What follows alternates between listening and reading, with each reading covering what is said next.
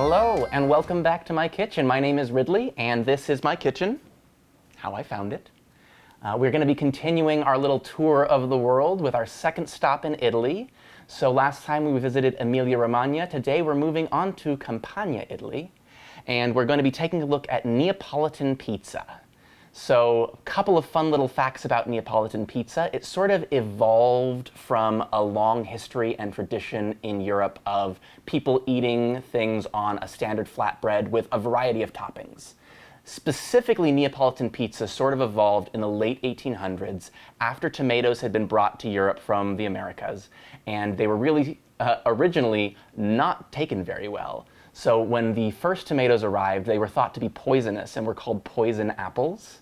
And the only people that really ate them were the mariners who actually brought them with them on the ships, and they weren't able to sell that stock. So instead, they would make the standard flatbreads. They would include the tomatoes on top.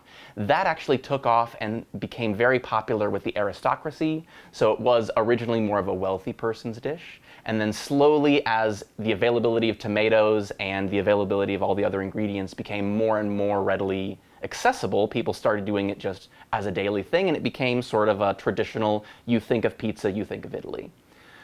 To do this recipe, we're going to be using a really basic dough. So we're going to be using type 00 flour, super finely ground, but still has a high gluten content for really great form. A little bit of yeast. Now traditionally, you're going to want to use the fresh yeast for this. However, fresh yeast is a little bit harder for me to find, and I didn't want to get a big block of it just for this one recipe. So I'm using active dry yeast, but you're going to want to use a little bit less because it's going to be a little bit more potent. You're also going to want to proof it first, so you want to add an extra maybe 5-10 minutes onto your process. And if you want to look up proofing, I'll link a good video below. Now after that, it's a very simple sauce. It's just going to be straight tomatoes. Now it specifically says San Marzano tomatoes. Now these ones right here, I wasn't able to find regular San Marzano tomatoes in raw form, but you can get it in cans like this, and you want to specifically be looking for this variety just because it has a better flavor for the sauce, a little bit more sweetness, and not quite as tart. That is going to be a really easy sauce with just a tiny bit of salt and some fresh basil. We're going to chop that up in just a second, but the basil is also used whole on one of the pizzas as an ingredient, so I've got a nice little bowl of it here. Now, for the ingredients of the pizzas themselves, we're going to be making 4 different styles, and they're going to be a variety of flavors. So to start with, the 2 most traditional ones that you're usually going to hear about are the Marinara Style and Margherita Style. Now, Marinara Style, like I was saying, is going to be using tomatoes. These ones we're just going to be cutting up into thin slices, using it directly on the dough, and there's going to be no cheese. So it's very different from what a lot of people think of for pizza. Now, the reason I selected these specific tomatoes is literally because on the package they had a picture of a marinara style pizza. I can't give you any other reason, that's why I selected these, but there is going to be a very big difference in the type of tomato that you find and the flavor you get from it. So if you can get the San Marzano style tomatoes, I would probably use those for this as well. Now on that one, it's just the tomatoes. We're going to have a little bit of oregano. This is going to be the main flavor outside of the raw ingredients that go on there. And then a little bit of garlic. Now, at the time that I went to the store, they didn't have any regular garlic. I had to go back and get some because it was a very busy weekend. But while I was there, they had this elephant garlic, which is a little bit more mild, and I haven't really used it before. I'm going to be putting this on half of the pizza, and I'm going to be putting the regular garlic on the other half of the pizza, just so that I can do a comparison for me. This is the traditional one. And then after the marinara style pizza is going to be the margherita. So for that one, we're just going to be doing some fresh mozzarella slices. You want these sliced to about 1/4 of an inch thick. You want as thin as you can get so you can get a good layer of them. You can actually get these pre-sliced, which is what I did. It's a little bit easier, and it was the same price as getting a standard slab of the mozzarella, so I didn't feel like doing a whole lot of extra work on that for no additional reason. Now that is going to be mixed with the fresh basil leaves from earlier. So we've got the fresh basil, the fresh mozzarella, and the pizza sauce that we're going to be making from those San Marzano tomatoes. That is margherita style. And then for the last two, they're going to be some variations that are not necessarily as common traditionally, but have been around for a long time, and I think are a very different flavor profile for us to explore. So we've got Capricciosa and Carrettiera, and I apologize to anybody who speaks Italian. I am not sure if that's how I say those. But the Capricciosa uses some fresh mozzarella as well, just like the Margherita, except this time it's going to be paired with a little bit of some cooked ham, along with some mushrooms and a little twist ingredient, artichoke hearts.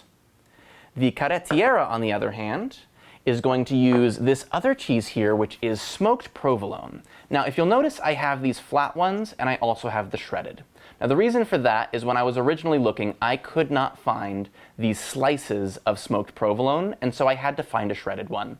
When I was out at the store earlier today, I found smoked provolone slices. So I'm gonna do half with the slices and half with the shredded, and I'll be able to kind of give a little bit of an experiential difference between the two to let you know if the shredded is going to be better. It is not traditionally shredded. What I was seeing is for Neapolitan pizza, slices always, but we're gonna try both. The smoked provolone gets mixed with a little bit of some sweet Italian sausage, and then some Kalamata olives, sliced pepperoncinis, and then a little bit of broccoli rabe. Now this by itself is a really leafy vegetable. We're going to be cooking it down just a little bit in some olive oil with some garlic and some red pepper flakes. And then this will be a really nice sort of bitter addition to it, which is going to really change the flavor profile of the entire pizza. So I'm excited to see how this one turns out.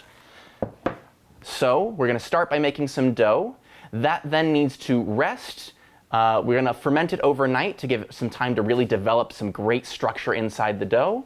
And then from there, we got some pizza sauce to make, some ingredients to slice up, and we'll make some delicious pizzas. So, because we're using the dry activated yeast, step one of this is going to be to activate it. So that's just going to be putting the yeast into a bowl, and then you actually want to add, at best, tepid water. So you want something that is optimally between, I think it's 100 and 115 degrees Fahrenheit. In this particular instance, I have some room temperature here. I live in a desert, so it's always a little warm. This is going to be enough to activate it, and we're just going to give it a few minutes to rest and really make sure that it's hydrated all of the yeast.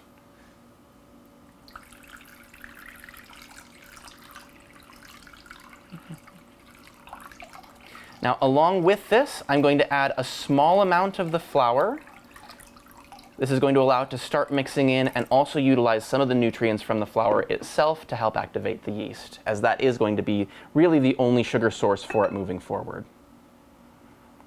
Now, the recipe that I found says about 10%. It's not particularly important that it be exactly 10% at this point. It's just enough to give a little bit of a slurry and a little bit of a mixture below. So we're going to give this a small stir and then give it, say, 5 to 10 minutes, and then we'll be back. We've been letting this sit for a few minutes now. You can see that everything has dissolved really nicely. Now, what you're not going to see in this particular instance is that really heavy foam that you might see associated with standard proofing, because we are not going to be using as much yeast. That will usually have about 2.5 teaspoons of yeast or 2.25 teaspoons, as opposed to the 1/4 teaspoon in our entire set here. But we've definitely given it time to dissolve into the water here. We've got a little bit of the flour there so that the sugars from that can start activating it. But we're going to slowly add in the rest of the flour now and mix it into a shaggy dough. So what we've got here is we have the 1/4 teaspoon of yeast. All told, we're going to want about 600 milliliters of water in here. And then we're going to add in 30 grams of salt. The reason that I didn't add this earlier is because salt can actually interfere with the yeast a little bit, and I didn't want to have a really heavily salted liquid with the yeast sitting in there if we haven't tempered it yet with the rest of the sugar. So now I can start to add the flour. Now this is going to go in pretty slowly. I'm going to do a couple of additions just to allow it to incorporate a bit at a time. The dough that you're looking for is going to be very shaggy, and it will probably be pretty sticky still. So we're just going to give this a nice mix in, and then bit by bit we're going to have a dough created once we have everything mixed together. I'll then add a little bit of flour to my surface working area here, turn the dough out onto that, and start kneading. So give me a couple minutes to get this mixed, and then we'll move on to kneading the dough. We have added all of the flour in, so you can see we've got this really nice shaggy dough. Now it's not fully incorporated yet, but that's okay because at this point I'm going to turn it out onto our mat here, add just a little bit of flour to make sure that it's not going to stick anywhere. But then we are going to start kneading this. Now for Neapolitan pizza dough, you want a very low energy knead. So even if you have a stand mixer at home, if you're using that, make sure that you keep it on a low speed. For this one right here, we're also going to just be doing a really simple kneading process. Get all of the excess flour out here so that we can make sure to incorporate it all. But we're going to take the dough here, going to lift up this back part here, fold it over, and then we're going to turn it 90 degrees, lift it back towards you, 90 degrees, lift it back towards you, and we're going to be picking up some of this flour along the way to try and incorporate that into the dough. This is going to feel a little weird at first, but as you continue pushing it, it's going to start to lose the tackiness as it absorbs the rest of the flour, and it's going to start to build into a really smooth, elastic dough. So this whole process should take about 15 to 20 minutes. I'll catch you in a few. After a little bit of kneading time, you should have a really nice, smooth, elastic dough here. So if you notice, it's changed entirely from how it was before. So all we want to do now is we're going to take this and add it into a bowl that has been very lightly oiled. I'm using a little bit of olive oil here just because we're going to be using olive oil in almost every single one of these pizzas as a drizzle on. And so this right here is going to make sure that all the flavor that we're using is all lining up. You can, of course, use a vegetable oil or some other sort of neutral oil if you would prefer, but I have olive oil. I'm using olive oil, so here we go. With this, now that we've got it in the lightly oiled bowl, we're going to cover this with a damp tea towel and let it rise somewhere warm for 1.5 to 2 hours or until it's doubled in size. I actually am going to go set mine in the proof setting on my oven, which it happens to have. If you don't have one of those, just go with that 1.5 to 2 hour time frame. The proof setting is probably going to speed this up a little bit, but your results may vary. All right, so we have had our dough rising for a couple of hours now. We're going to lightly flour a surface here, and you'll see that it has grown by about double in volume. Now we're going to pull this out and just do 2 quick, easy steps with it. So the first one is just lightly deflating. So this one right here is just to help to, as far as I know, just reduce the amount of air buildup that's in there and sort of get everything back to a good starting point to move on to the next rise, which is going to be the most important one. So what we're going to do is we're going to take this large dough here, which was 1,000 grams total, or 1 kilogram of the flour, and we're going to separate that in half. And then each half, we're going to separate in half one more time so that we're ending up with 4 different sets, each one of about 250 grams. And that will be enough for each pizza.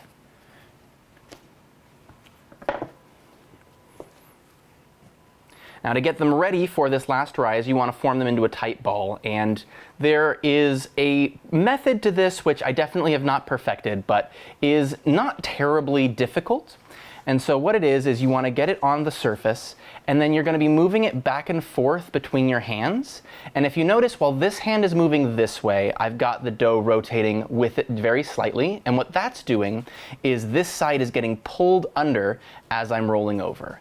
Then, as I reverse it and push on this side, it's going to do the same thing with this end of the dough, and it's going to be slowly pushing it under. And so what you're going to try and do is get a circular motion going, where each time you're pushing the other side of the dough under to the center until you end up with a really nice tight little ball, very smooth along the top, and it's going to have an area right in the very bottom where everything comes together. But so then you can have this little ball here, set it on a little pre-packed sheet tray. I'm going to do all 4 of them like that, and then once it's done, cover them with a little bit of saran wrap and put them in the fridge for at least 24 hours. You want anywhere from 24 to 48 hours. Now, a really great little hack for this particular step is if you want to be able to make pizza at any time and not have to go through this whole fermentation and rising process, you can take the dough at this point, once you've got it into the tight balls, and put it in the freezer in a nice Ziploc bag. I would do a light coat of oil around it, and then just try and pull as much air as you can out of that bag before you freeze it. But if you do that, you can store it in the freezer for up to about 3 months, and the only step you need to do is the day before you're making your pizza, pull it out and put it in the fridge. That will give it plenty of time to do a very nice low and slow rise while it's defrosting, and it's also going to give it ample time to do that slow thaw, so you don't end up with anything happening by trying to put it in a warm water bath or using a microwave.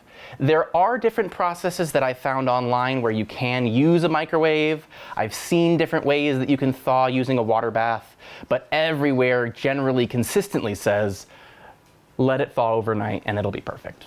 So put these in the freezer if you're not going to use them right away, and then you are 1 day away from delicious pizza at any time without having to worry about this extra proofing and rising in this whole process.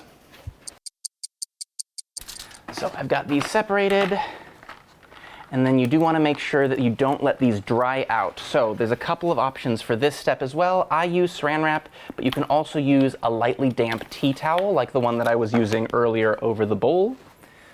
I just like the Saran Wrap because that way I don't have to worry about a damp towel sitting in my fridge for 1 or 2 days. I don't like adding all that extra moisture in.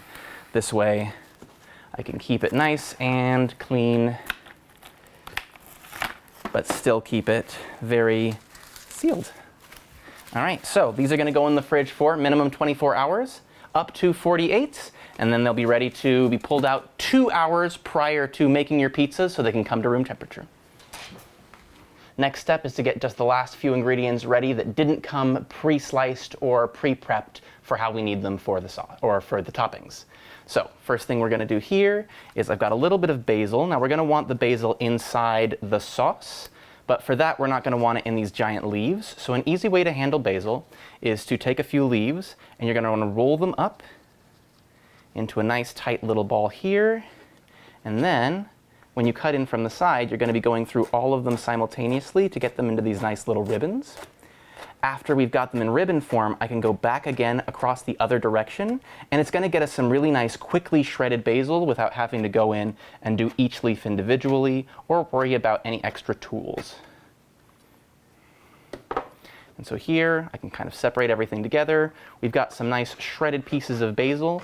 This will do a really good job of dispersing it throughout the sauce that we're going to make without having us go through a whole lot of extra pulverization or doing a lot of extra work on the basil itself.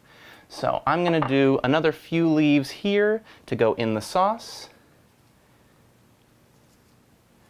And then the rest of them we're going to leave whole because those are going to be toppings on the margherita pizza itself. So once again, quick little roll up here.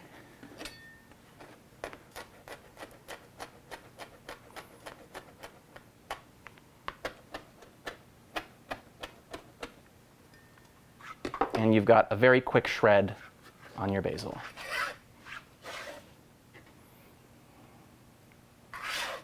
Now, for the marinara pizza, we've got a few different ingredients that we need to prep, and this is probably the one that has the least ingredients that I found ready to go that you could purchase in the stage that you need them to go directly on the pizza.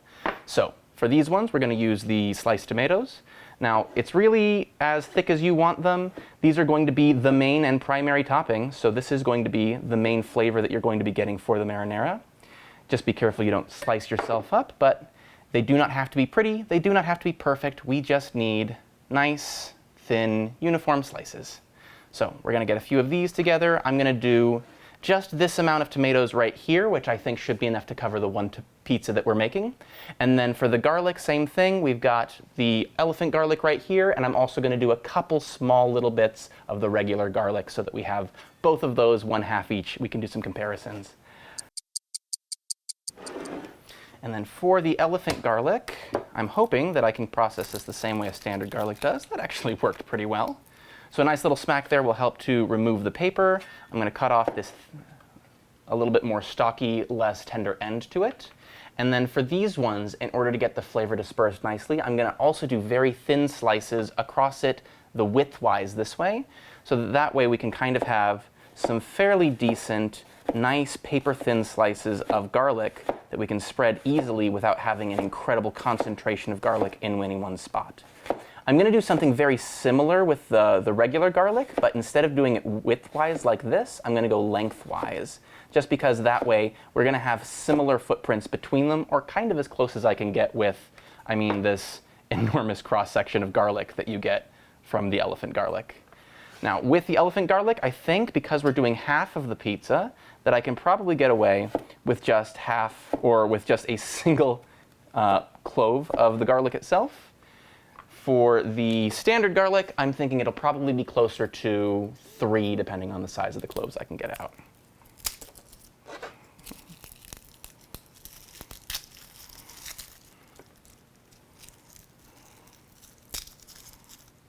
All right. So we've got the paper in here. Let's get most of that out of the way. And then same thing, a little tap here can help separate out the shell, or the shell, can help separate out the paper, and it'll make it a lot easier to just pull off as a single piece.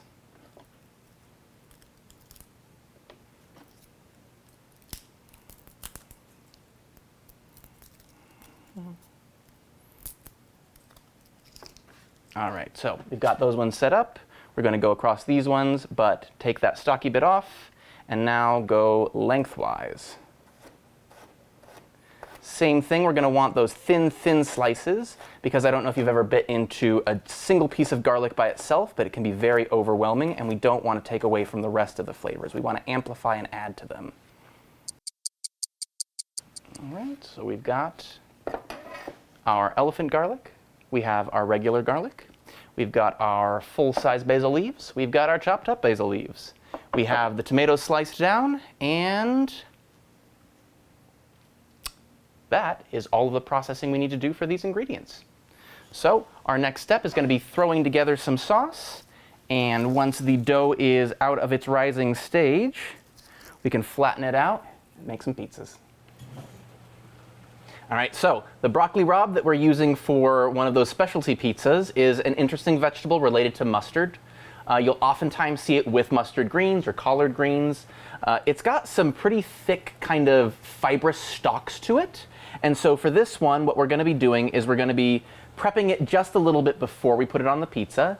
The first thing we're going to want is to make sure that we get rid of some of the bitterness that's inherently inside this vegetable. So we're going to do a quick blanch on it. And this just requires that we put it in some boiling water for 2 to 3 minutes. And then once that's been boiling for those few minutes, we move it into an ice bath to completely stop all of the cooking. This is going to wilt it. It's going to give it a really vibrant green color. In fact, you can already kind of see that it's got this incredibly bright green that's coming out of it. But then it's also going to soften it up a little bit. We're going to peel those stalks out so that we don't have this bit left when we get into the pizza. And we're going to fry it up with a little bit of garlic and roasted red pepper flakes. Now, what I did find with this particular ingredient is if you can't find the broccoli rabe, because I did have some troubles finding it, I went to 3 different stores before I finally located it, you can use something similar, such as I've actually seen people use black kale. It's a specific variety of kale that's not going to be quite as bitter as this, but should have fairly similar other profiles to go along with it. And now that we've got everything really vibrant, bright green, I mean, it gets such a dark color to it, we can turn this off, move this into the ice bath so that it immediately stops the cooking. And as you can see, the leaves are already really differentiating from the stalks. It makes it easy to pull them off, and also gets them into a good step to, or a good place for the next step. So we're going to move this off to the side. I'm going to do a really quick set of these in the ice water, let them sit for a tiny second, and then I'm going to rinse them off and dry them, because we want them as dry as possible when we move forward to actually putting them on the pizza. You don't want soggy ingredients. All right, so we have blanched our broccoli rabe here. So the next step is we're just going to add a little bit of oil here to a pan, and we're going to give it a nice little fry down. This is going to continue to help soften it up a little bit, get it exactly where we want to so that it's perfectly ready for that quick fry or the quick bake in the oven with the pizza. And at the same time, we're also going to be able to add a tiny bit of extra flavor. I'm using a little bit of the sliced garlic along with some red pepper flakes. So these two together, it's going to give a little bit of bitterness, a little bit of that more kind of savory aromatic sense from the alum, and then a little bit of heat, but not too much, that'll spread over the whole pizza. Give it a few minutes for this to heat up. And then one of the main reasons we wanted to remove the additional moisture from the broccoli rabe is that you do not want super wet things going into hot oil unless you want explosions everywhere. Oil explosions. All right, so we have our wilted broccoli rabe here, and you can see it's got this very, very different appearance to it now that we've gone through the boiling and the water bath. So with this, we're just going to take it into a frying pan with just a little bit of olive oil.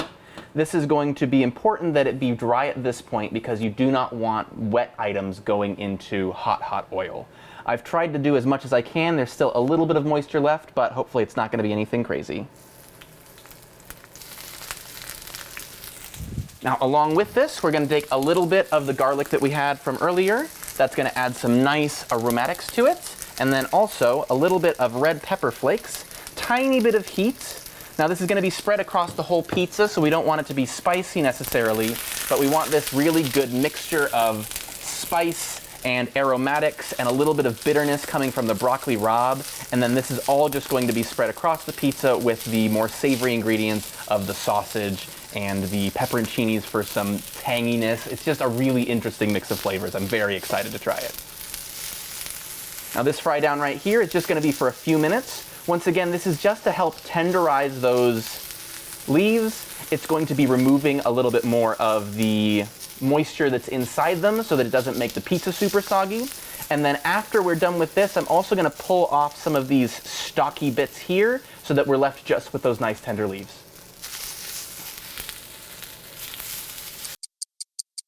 Now that we've got these pulled off here, all I'm going to do is just go through, and you can actually physically just pull the leaves right off of the stalks themselves. Now, the stalks at this point have been tenderized, so if you do want to include those, you absolutely can. I just have a weird feeling like having long, even fibrous bits like this will have one of those weird situations where you bite in and end up trailing this long, long piece of broccoli rabe behind. Not my favorite texture, so I'm going to cut it out.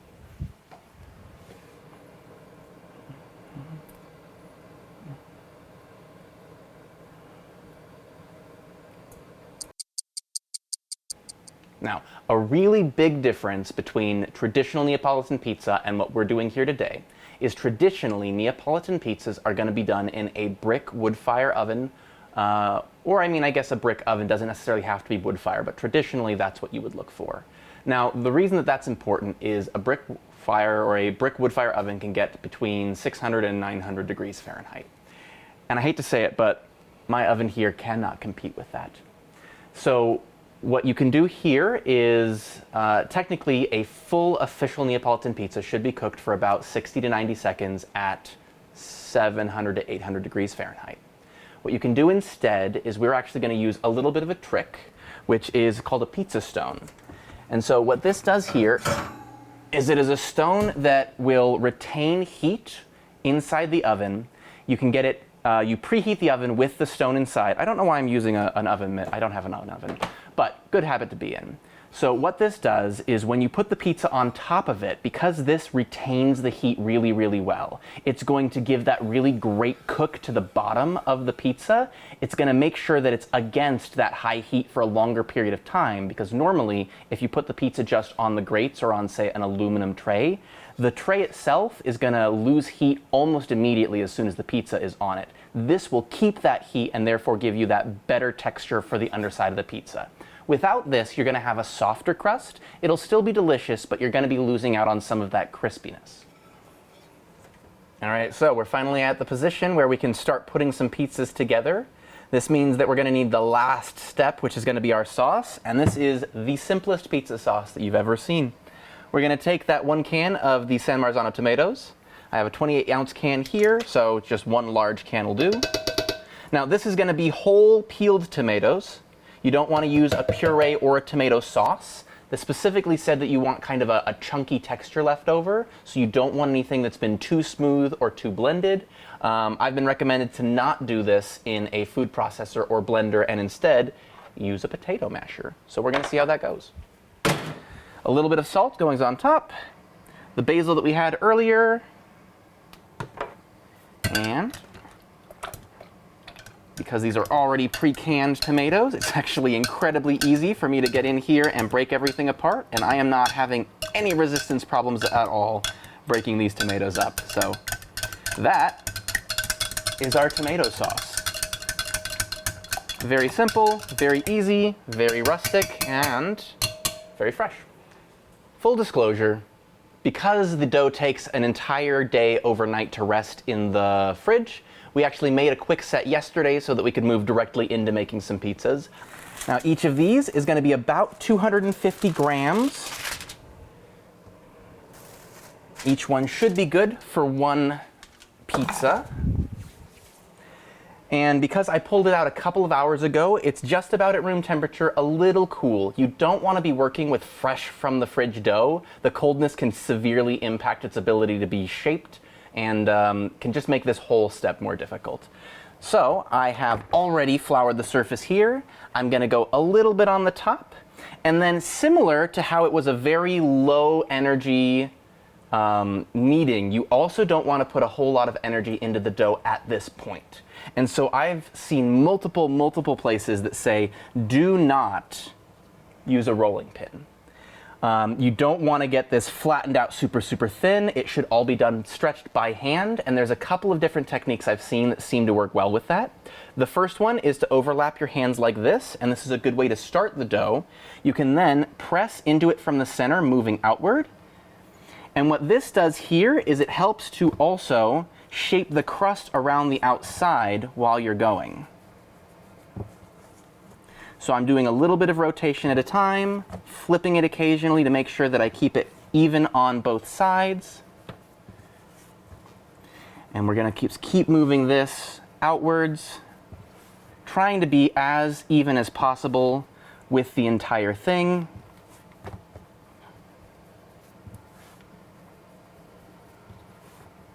And then once you've got it to a decent area out where you can finally get a little more play on the inside, you can start to slowly stretch it out using your fingertips here.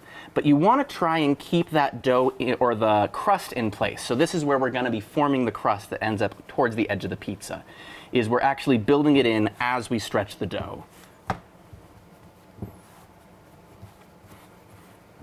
Now the final step in this shaping process is one that takes a lot of practice and a lot of time to master. And I only know that because I've heard it in literally every video that I've looked into, not because I have spent any time practicing or mastering it. So I'm going to do my best to try and show the technique as best I understand it, but I do recommend that if you're really interested in perfecting your pizza dough experience, that this is a step I've been told is pinnacle to making sure that you've got real authentic Neapolitan pizza. So the basic idea that I was told is if you can fit your hand inside the area of the crust that you've built, so you want to get it to the point where your hand can fit. You then hold the side while you grab the opposing side of the dough on the crust here, and this hand is going to hold this whole half circle in place while this one does a gentle stretch away.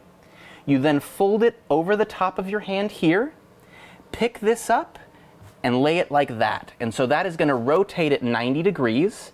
The stretch is in this direction, but now I have a placement here to lay my hand, do a stretch, and a move.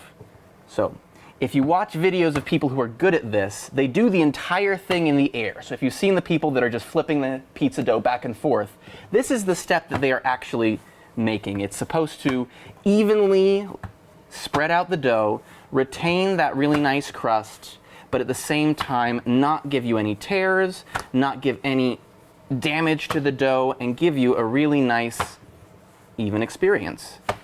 And honestly, this is turning out a lot better than I really would have expected given my experience with pizza.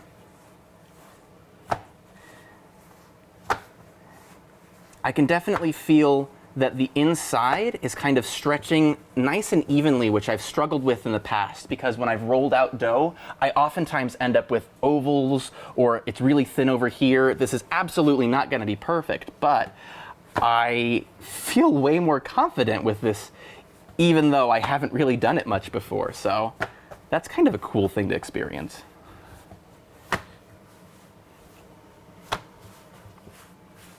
All right.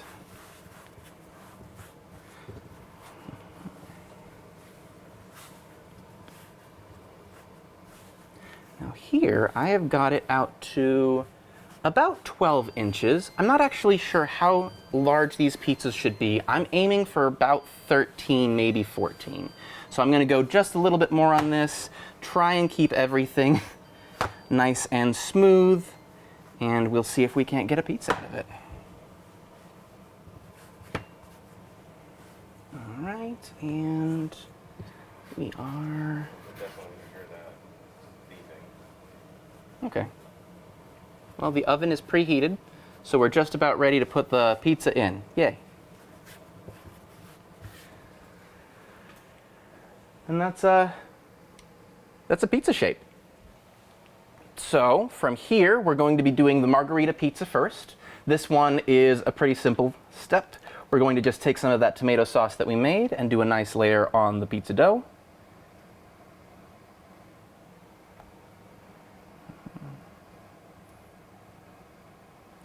Now, what I have found when I've tried to make pizza in the past is you do not want to be over the top on any of these ingredients, especially with the sauce. I do like some extra sauce sometimes when I'll order pizza, but it can also sometimes really give you a soggy crust. And since we're going with a quick cook on this one, I'm not sure that any more sogginess would be a good idea in this particular instance. So we've got a layer of sauce. We're going to come in with the fresh mozzarella that we had sliced from earlier and just spread these slices out across the pizza. Same thing here. You don't want to use super thick slices of mozzarella. You also, I've left these out at, uncovered for a few minutes just to help to allow some of the moisture to get out of it, because you don't want to have a super soggy ingredient anywhere on here. Similarly, later when we're dealing with the sausage, you can fry the sausage, fry it a little bit first before you put it on the pizza if you want to avoid any greasiness. Based on the other ingredients in that pizza, I don't think I'm really worried about it being overly greasy, so I am going to put it on as it is. But that is another option you have. So a little bit of the mozzarella, we've got the fresh sauce in there. Last thing we want as far as toppings is going to be these fresh basil leaves, and like I was saying, these are supposed to go on there whole. I think I'm going to do just a little bit of tearing, because once again, I don't like the idea of biting into a leaf and pulling out the rest of it while I'm trying to get a nice slice of pizza. So you can, of course, leave these whole. I'm going to do some tearing to them. After we've got the whole pizza nicely covered with all of the whole ingredients here, a slight drizzle of olive oil over the top, and then it is ready to go in the oven.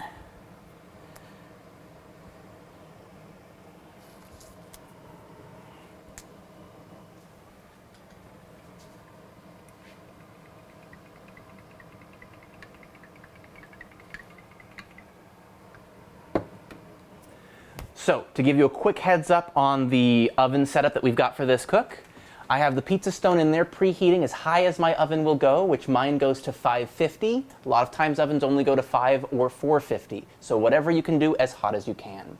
Below it, I've put a little foil-lined pan. This is just in case anything drips while we're cooking. We're going to be able to really easily clean it up, and it's not going to be falling into the bottom of the oven to continue cooking and really smoke everything up. All right, so to get the pizza in the oven, you have a lot of different options, and I'm going to be using a pizza peel because I happen to have one.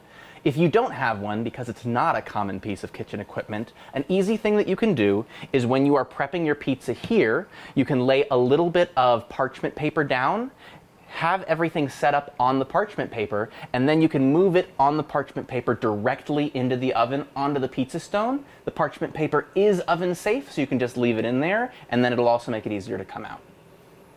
Now here is going to be whether or not I can actually pull this off without anything sticking.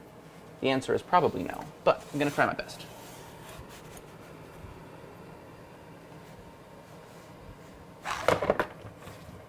That worked better than I was expecting. All right, so.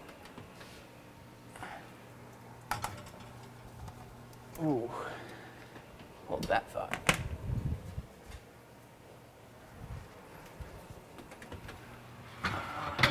Get this out just a little bit.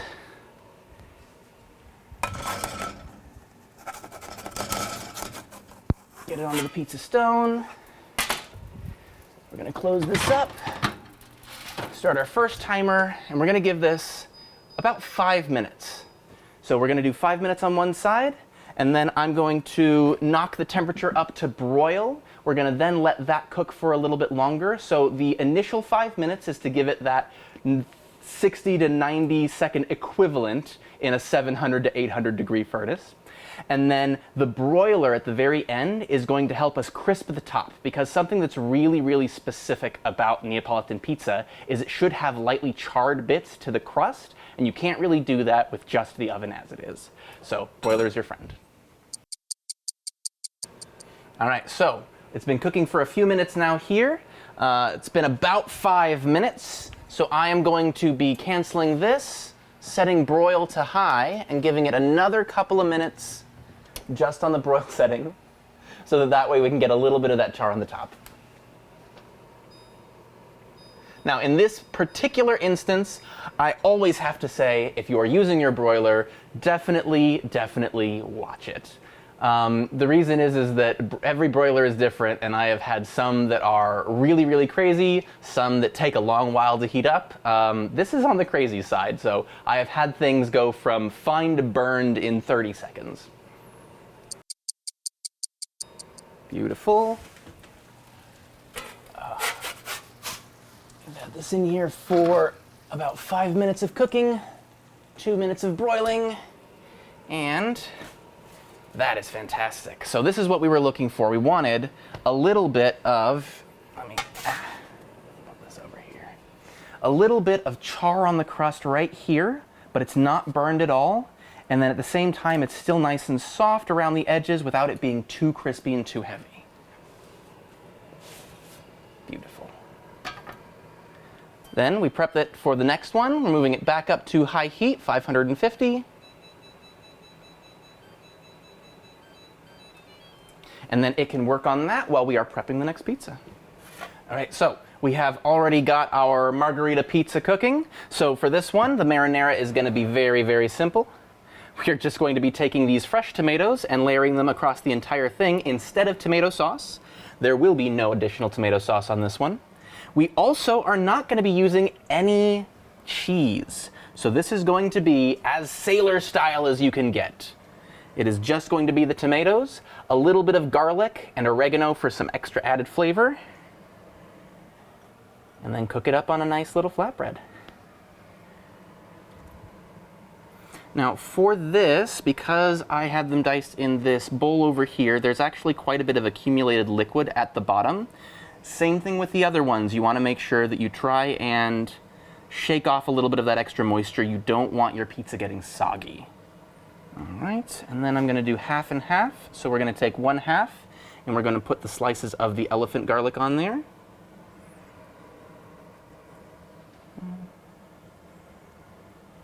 And again, you can kind of do the amount or density of toppings to your preference. I'm trying to make it so that I've got a good even blend of things throughout without being super concentrated on any one ingredient in any one area. It's going to be a little difficult because none of these are particularly easy to fit together ingredients, but I think 1 clove of the elephant garlic was perfect for that half of the pizza. If you're doing elephant garlic, use a whole clove for the whole pizza. And then for the other side, we're going to do the regular garlic, and I'm really interested to see how the real difference between these flavors are. Elephant garlic is supposed to be a little bit milder, a little bit more mellow, and I think given in raw chunk form like this, that might be preferable, but you also might really want that extra sharpness given the sort of simplicity of the ingredients that are involved here. We're going to find out. All right, a little bit of oregano, and this is just going to be a nice additional aromatic flavor on top. Very similar to what you might see in, say, a pasta sauce. The tomato and oregano mix is just a really great blend.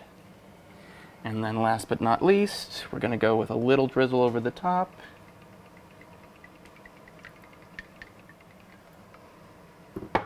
And then, that is our marinara pizza.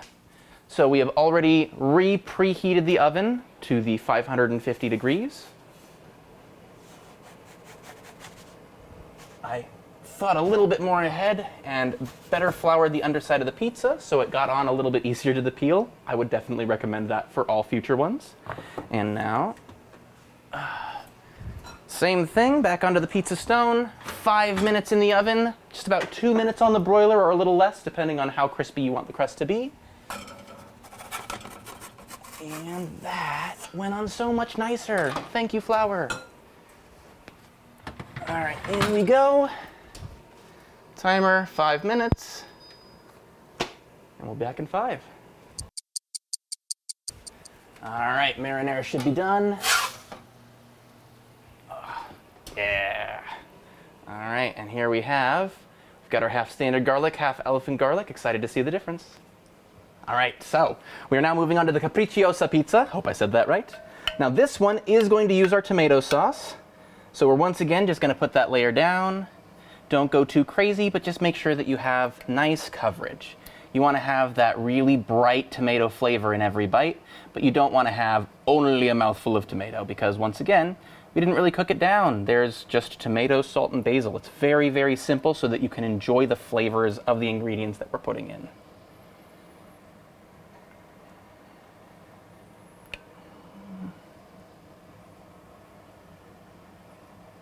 All right, so we're going to start off the same as the margherita pizza at this point with the fresh mozzarella cheese.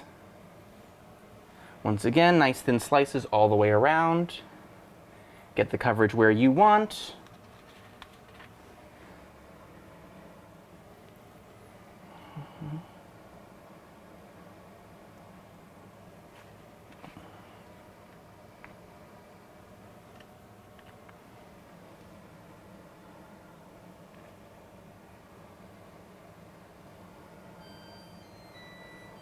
And the oven is ready for the next one, so you've got just about enough time while it's preheating again to get your next pizza topped to go in. Not quite enough, unless you're speedy, but you know what, I'm still a bit of a novice at this. So, along with the mozzarella, we're gonna add some of these artichoke hearts here. I'm gonna do a little bit all over. These are kind of chunky, so I don't wanna overwhelm it. Definitely not gonna use all of them, but I wanna have them present in all parts of the pizza. Maybe break it up a little bit too. Yeah, I would probably recommend breaking these up just a little bit. I think if you had full heart quarters, it might be a bit too much. Right. Beautiful. We're going to use some ham. Now this one right here, it just said oven cooked ham, so I got some basic deli ham. Bone-on ham that has been sliced really thin, tore into chunks, and that's what we're putting on here. You can use other types of ham and frankly other types of meat, but we're trying to get as close as I can to that original recipe as I could get.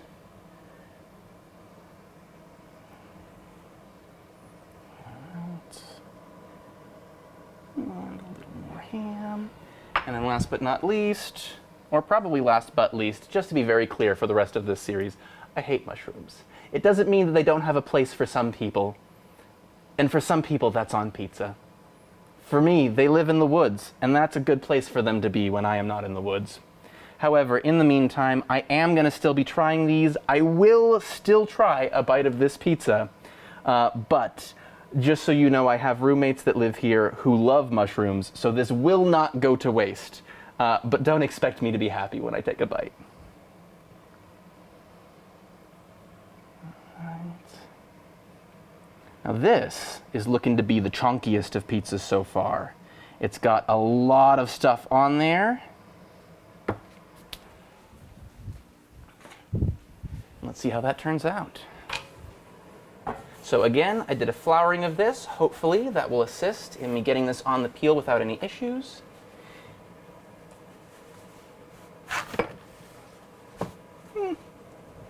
Not terrible, not perfect. Get this back out again.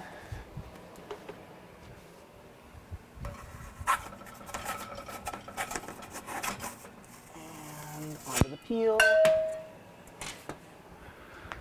Close it up. Timer 5. 2 down. All right. And here we are. Boy, everything on here looks great except for that fungus.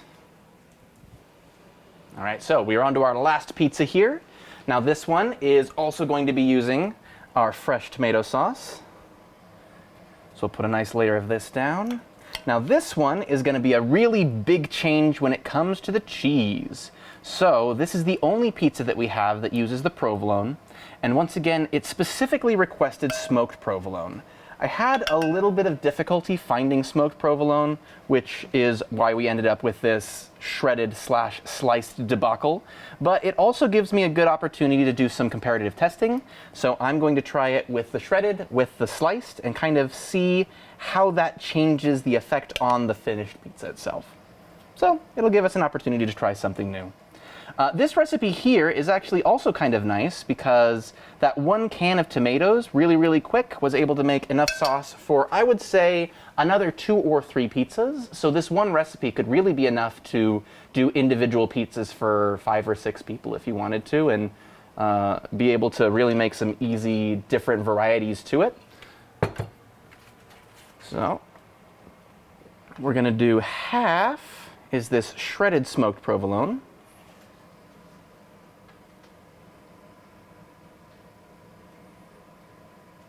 Now, same thing with the other ingredients. You do not want to overwhelm the pizza with any single item.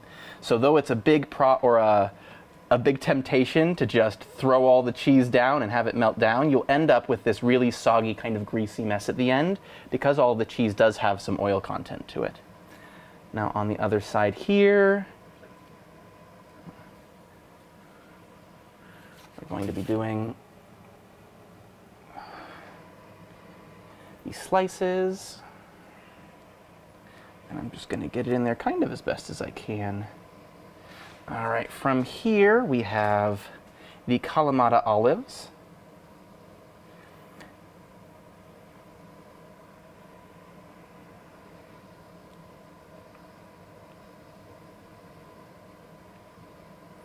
I'm probably going to grab a couple more of those because I like Kalamata olives and I want that flavor all over. We have some of the sliced pepperoncini here.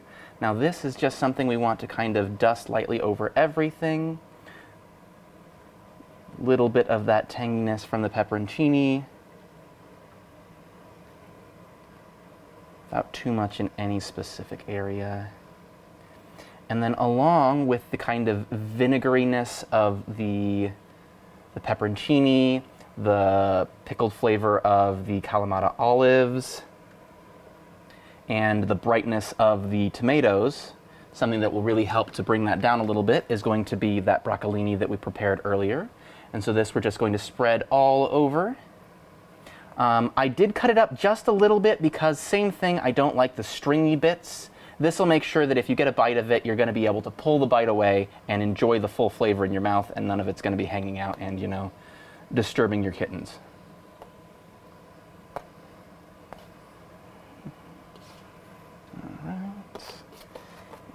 Just use all of that. Nothing needs to go to waste. And then the last one is the sausage. Now for this one, it's Italian sausage, and you want to make sure that you are using either sweet Italian sausage or mild. You probably don't want to be going for spicy. You absolutely can, but traditionally speaking, you want this to be more on that sweet savory note rather than adding extra heat to go along with the pepperoncinis. Now for this one, I just took some sausage pieces that I had, or a big pound of Italian sausage. I've broken it up into some smaller pieces that I can put on here.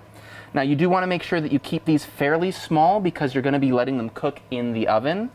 If this was on a really fast cooking one like the 700, 800 degrees for a traditional Neapolitan pizza, I would be more inclined to do the par fry on these to make sure that they're cooked all the way through, because you do not want to be eating any amount of raw sausage in your pizza, probably.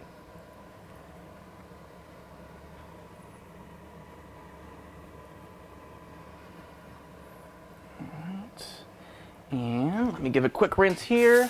Last step we want to do is a little drizzle of olive oil on top. And then this one is also ready for the oven.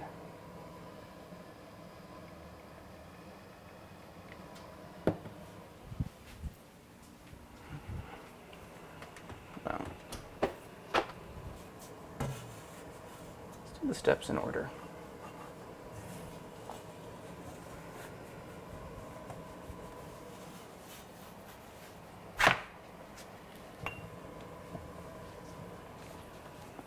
I forgot to put the flour down, so you can see that it does make quite a bit of a difference when it comes to being able to transport your pizza.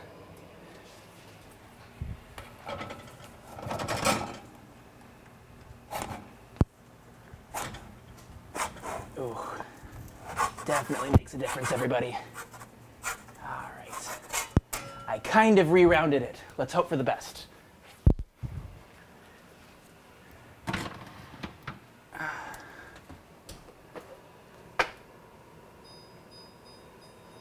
See you in 5.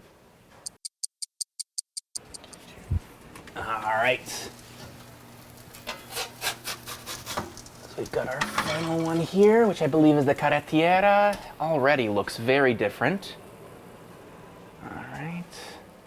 And here you can clearly see the side that has the shredded on it versus the side that has that had the slices on it. It definitely has more coverage in the shredded side. So let's see if that makes a big difference. All right, it's testing time again, and I am being joined one more time by my fantastic cameraman, Mr. Bruce. So as we were talking about earlier, we're going to do a little bit of comparisons here. So what we've got right now is I have the Marinara style pizza right here with both the regular garlic and the elephant garlic. We've got background doggos. Then we have right here the Carrettiera, and we have this with both the shredded provolone as well as the sliced provolone. Then we're going to move on to the Capricciosa, and then finally we're going to finish off with a super traditional margherita. So I'm thinking let's do the traditional garlic first, because that's something I'm more familiar with, and then move to the elephant garlic and see how big of a difference that is. Regular elephant. Got it. Right, so this one for, okay, let's do that.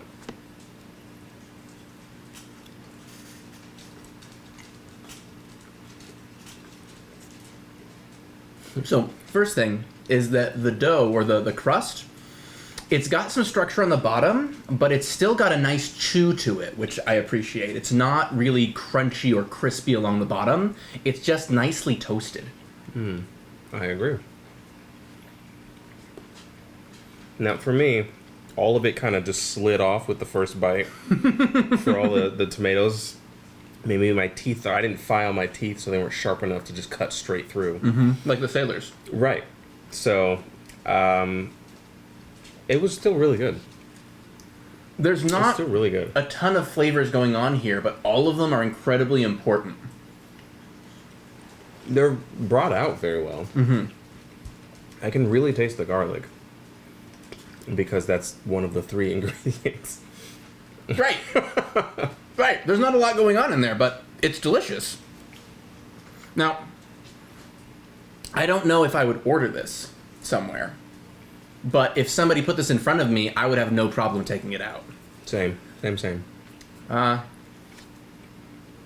Okay, This the crust pretty is good. delicious. This is pretty good.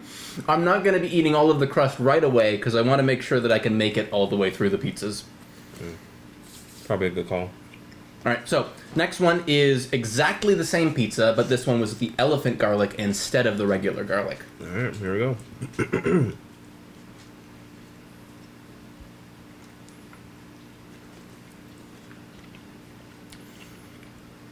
It's different.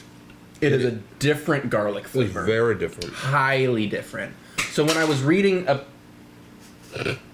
cats, when I was reading about the differences between regular garlic and elephant garlic, it just said that elephant garlic was a little more mild. Honestly, it tastes almost more like an onion than garlic. I'm getting a very different flavor from it. Super different. Nothing bad, but very different. Yeah. I do prefer the other one though. Mm-hmm. The regular garlic. Agreed. The way it told you you're supposed to.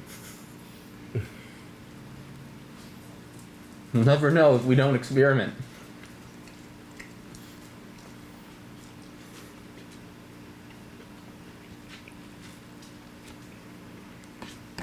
I don't think I've ever had elephant garlic before. I have not. I know for a fact I have not. It is a fascinating experience. And I think it works on the pizza, but I agree. If you're doing a marinara style pizza, use regular garlic. The punchiness of it really helps to cut through, and the flavor, I think, melds better with the ingredients that are already on there. Correct. All right. So, next, we have another comparison. So on this one, do you want to do the shredded or the slices of the provolone? Let's do shredded first. Okay, so that's going to be this one right here. This one here? Yeah. Okay. So this one is the smoked shredded provolone cheese. We've got the sausage, Kalamata olives, and the pepperoncinis, along with that fried broccoli rabe. This seems to be the one that has the most going on. Absolutely, no Okay. question. All right, there we go.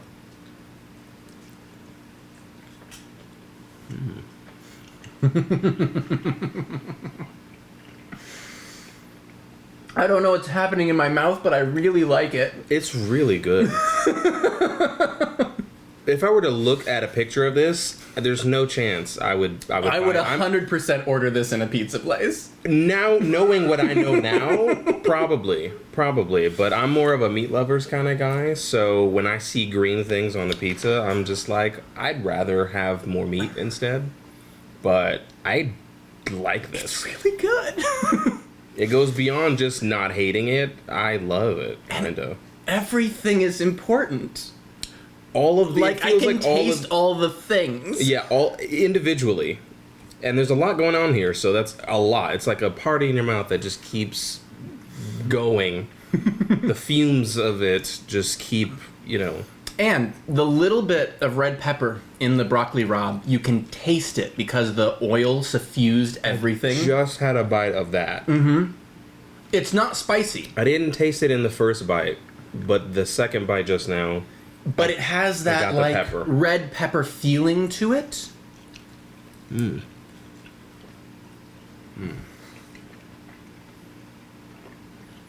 is fantastic. I will be making this pizza again. No question. Wow.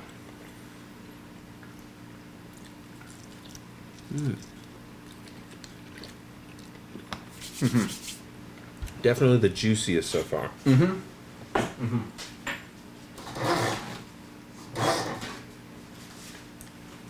Thank you. Of course.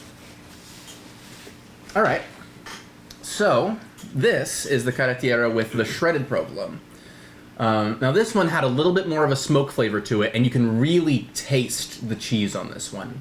But there's also a lot more cheese all over it. So I'm interested to see how the one with the sliced cheese, where it's a lot less covered, is going to adjust that flavor profile. Still super excited for it though. Yep. Let's go. All right.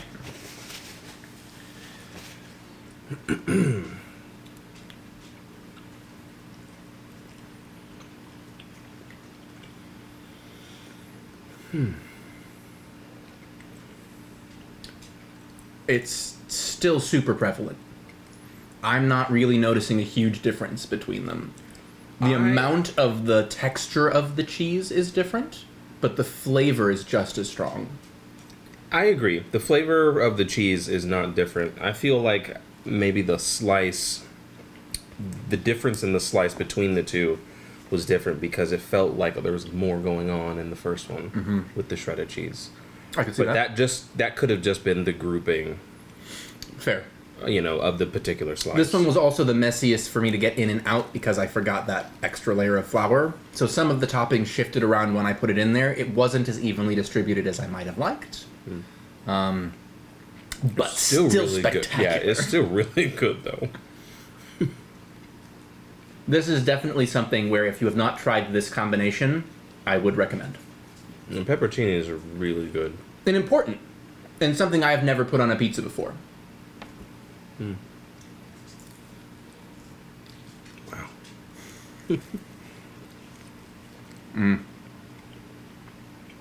It's good stuff. We can finish with a capricciosa if you wanna. If you want to leave the mushrooms for last. Bruce is also not a big fan of the fungus.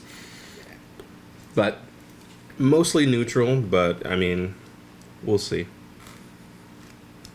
that's a very diplomatic way of putting that. Yeah.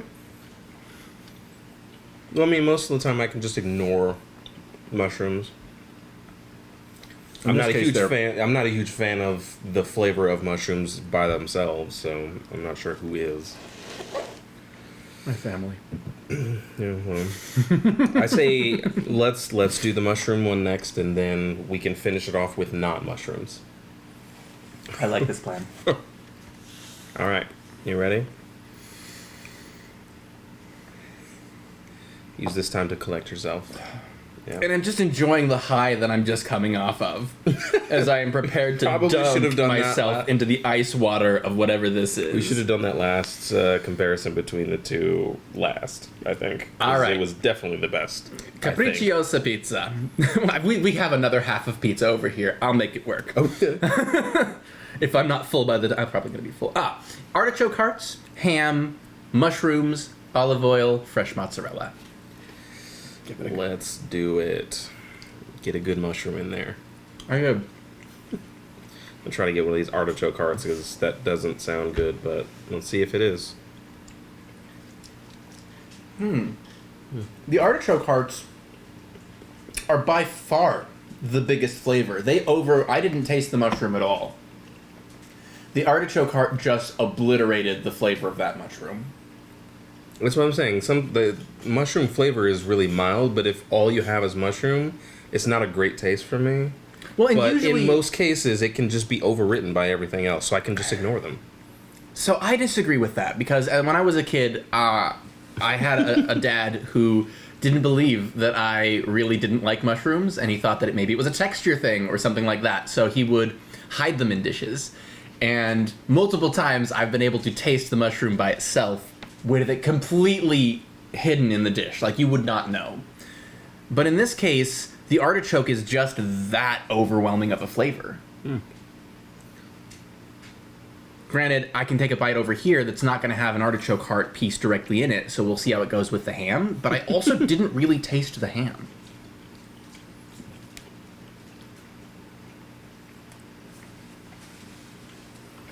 I taste the mushroom there, yeah.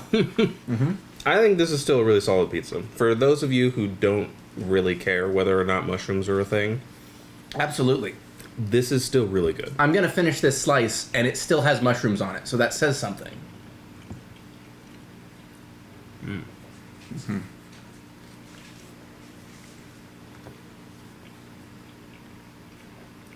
You know, for the tomato sauce being as simple as it is, it's really good. It's really good. And I can actually tell because the Marinara style pizza, which had the straight tomatoes on it, which were I think Campania style tomatoes, but they had a very different flavor to this sauce. The sauce is almost sweet. It's not super acidic. Yeah. It tastes fresher than, your regular kind of pizza style sauce. Well, Italians know how to do things.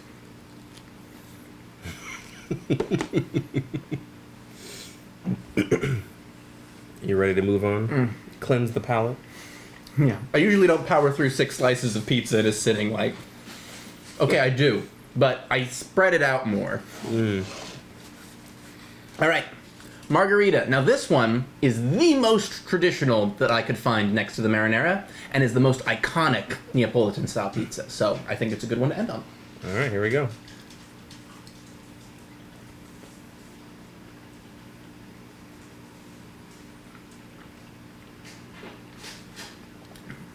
This takes everything and brings it down to the sauce. The sauce is the important part here. That is the flavor where I'm going. That I'm picking up more. The basil on The top is basil. fine. And The the cheese basil, helps. yeah. Well, yeah, but there's basil in the sauce too. So it's really just super highlighting this fresh tomato sauce on a flatbread, which is delicious. But like that's the flavor that you're getting. You know, I don't usually care too much for what essentially is a cheese pizza.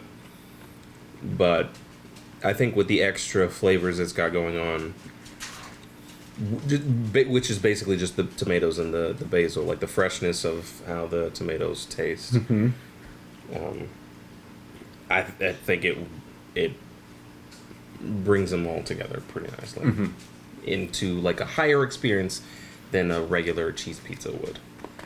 Now, of everything that we've had today,